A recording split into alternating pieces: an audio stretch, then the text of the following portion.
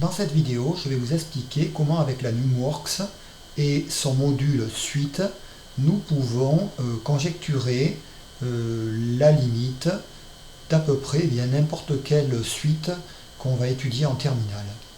Alors, on se déplace d'abord dans le module suite, on descend tout en bas ici à suite, on fait OK. Et on va commencer par ajouter la suite définie par la formule explicite. Donc on fait OK, ajouter une suite.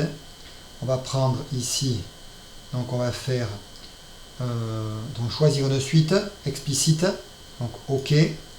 Et donc directement on va écrire, alors on va mettre 3 par exemple, divisé.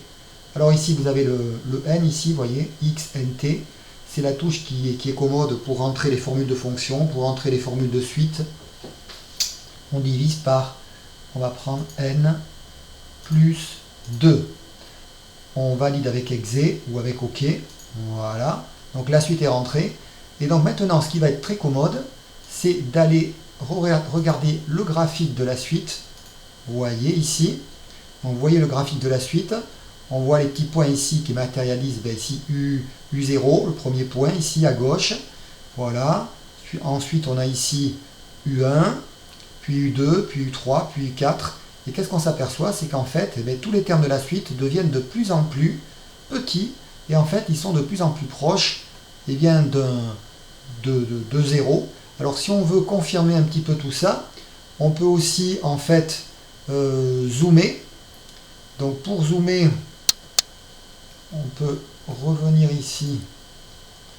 Alors, on a le zoom automatique. Voilà. Donc là, on peut se décaler ici. On peut continuer. Regardez.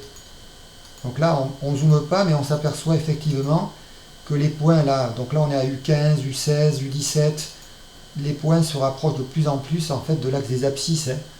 Et donc nous avons une conjecture pour la limite de la suite, c'est que la limite de la suite semble être égale à 0. Voilà.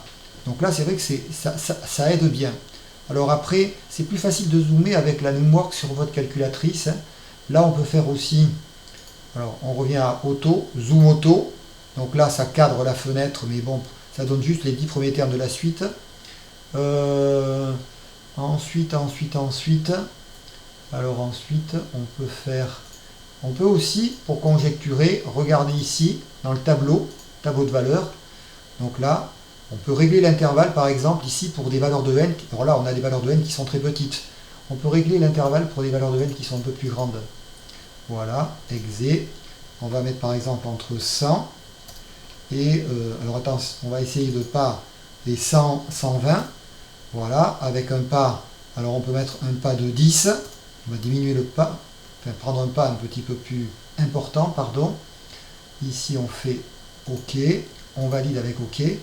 Bon, rien que ça permet déjà de voir que les termes de la suite, après, se rapprochent de 0. Et on peut faire après des simulations sur des tableaux différents. Voilà, donc ça permet de conjecturer la limite de notre site qui va être ici égale à 0.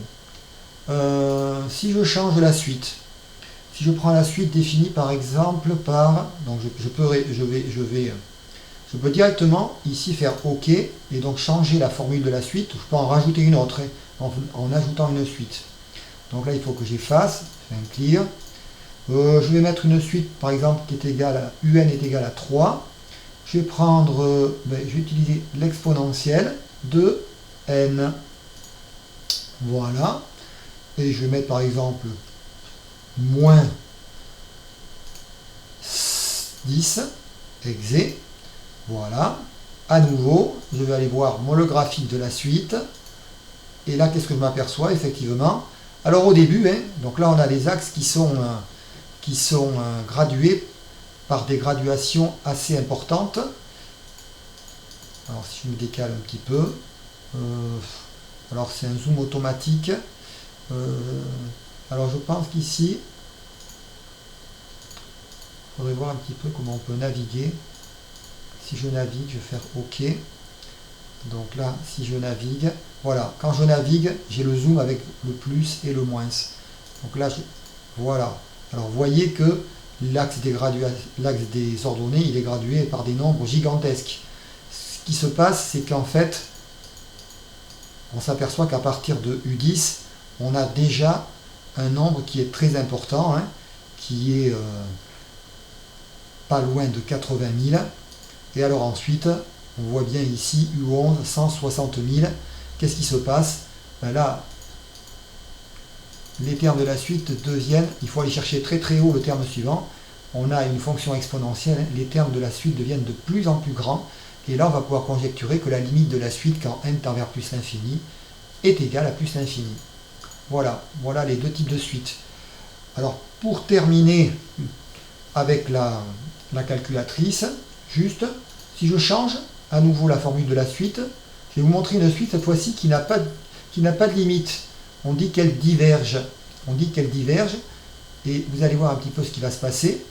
Donc on va rentrer la formule. On va changer. On va prendre tout simplement, on va faire un clear. On va rentrer par un moins 1.